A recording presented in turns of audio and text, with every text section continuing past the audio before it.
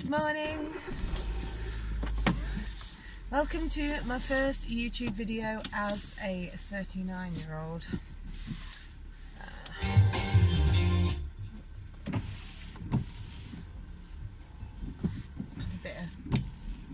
A bit of cracking smack in the background for you. Nice.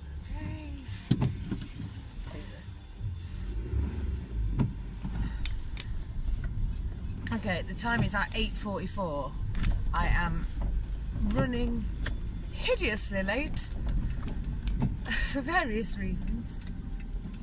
Oh, there's another one, that someone taking the wheelie bin for a walk. Let me go. Thank you. And there we go.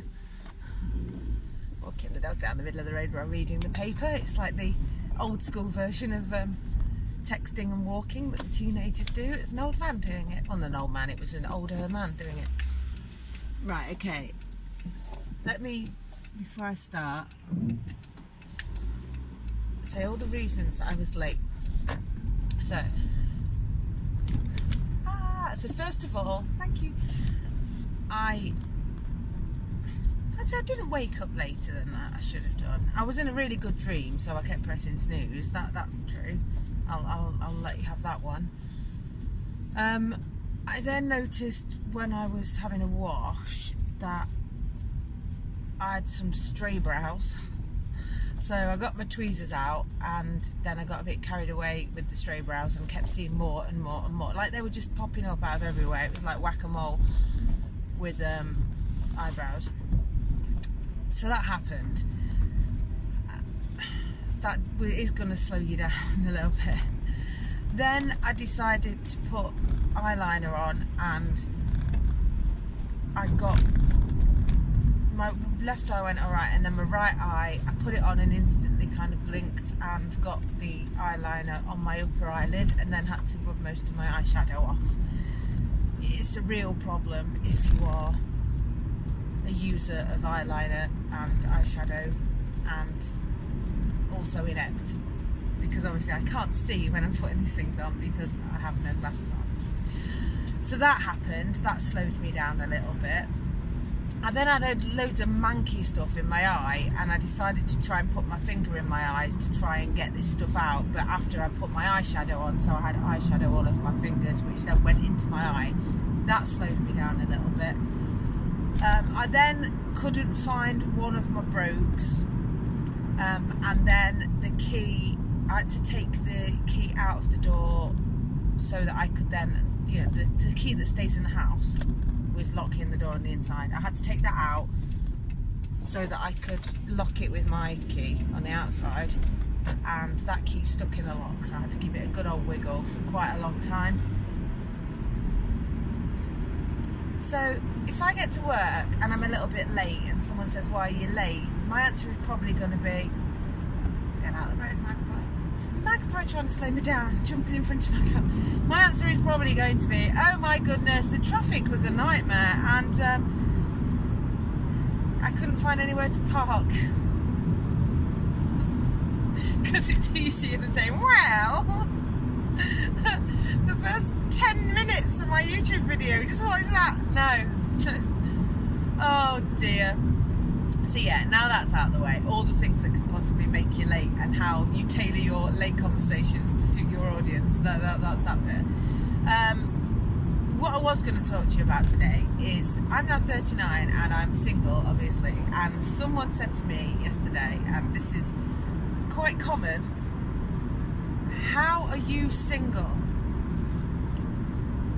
Or, "I'll go on a date with you." Yeah, that actually happened. And the thing was, we'd been talking about beds because my bed is broken and they sell beds. So I said, "Oh, you'll have to, he said, "Oh, I'll send you some pictures." He said, "I'm not selling you something, it's just general chit chat, but I'll send you some pictures of our beds." I went, "That's great." I said, "But I will warn you that my bed has been broken for some time, but I will carry on sleeping on this broken bed rather than choose the wrong bed for me." So then when he then said, "I bet that drives your other half mad." To which I said, I am my other half. Yeah, because I'm actually a complete person. There's a couple of jigsaw bits missing, but most of me is there. You know, I'm not a half missing just because I'm not with someone. And then when he asked me on a date and stuff, and I basically said, like, it's the same with the bed. I'll know it when I see it, and I'm quite happy to not, you know, replace it with just anything, just so that I've not got a broken bed. I don't feel like I've got a problem. My bed maybe is a problem. My bed is more of a problem than my love life, to be honest. At the end of the day, I live a very busy, fulfilling life, and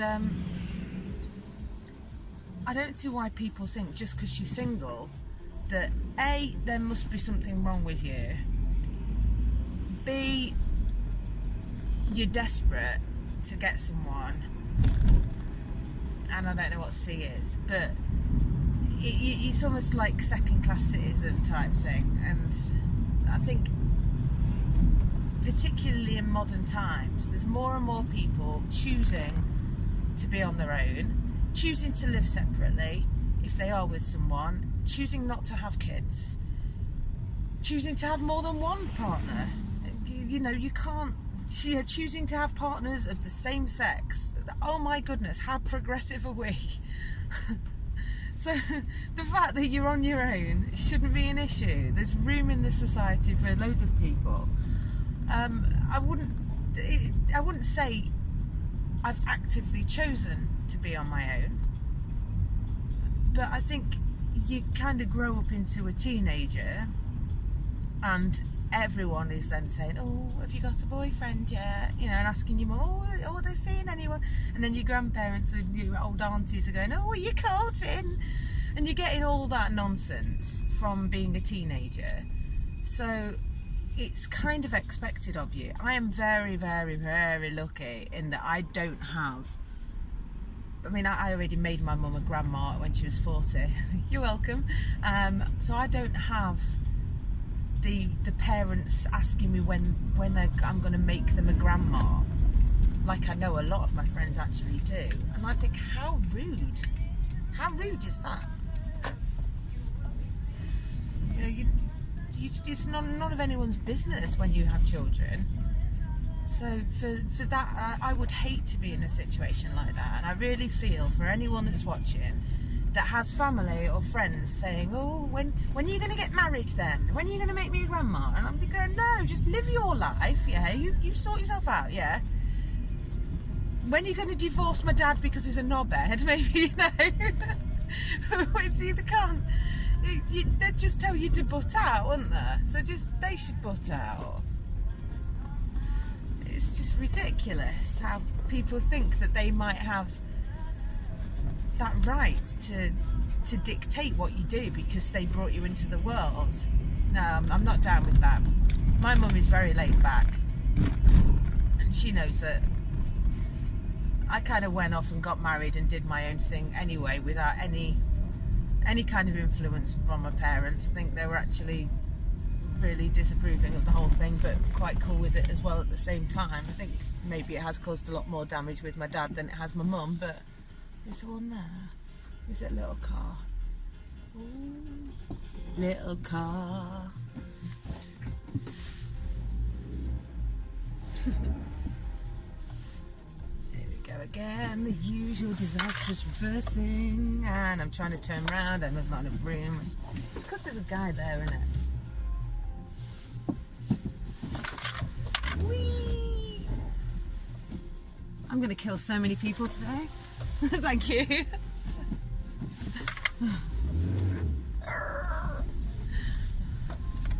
Jesus, 8:53. So yeah, basically all I wanted to say about that is, yeah, believe it or not, some people are single. Believe it or not, some people don't want kids. Believe it or not, it's really none of anybody else's business what you do with your life. So don't ever, ever, ever feel that you have to live your life in a certain way just because someone's putting pressure on you to do so. You do your own thing. You'll know if it feels right. If it feels wrong, you get the hell out of there.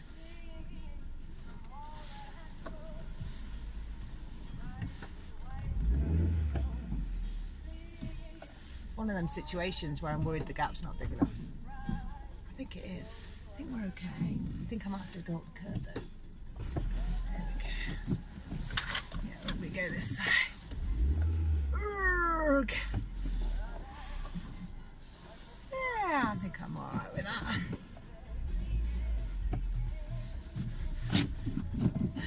Sometimes you just have to realise you're going to be trying to fit into a gap that's not really right for you, and you can either uncomfortably wedge it in, or you can just go and find a bigger gap, or a better gap, or a gap in a better neighbourhood, or a gap with different people, or you do you. Yeah, don't listen to what anyone else says. Okay, I've been me, you've been you. I'm gonna go and do the do. Happy Monday. I'll see you on Thursday. I love you guys. Bye.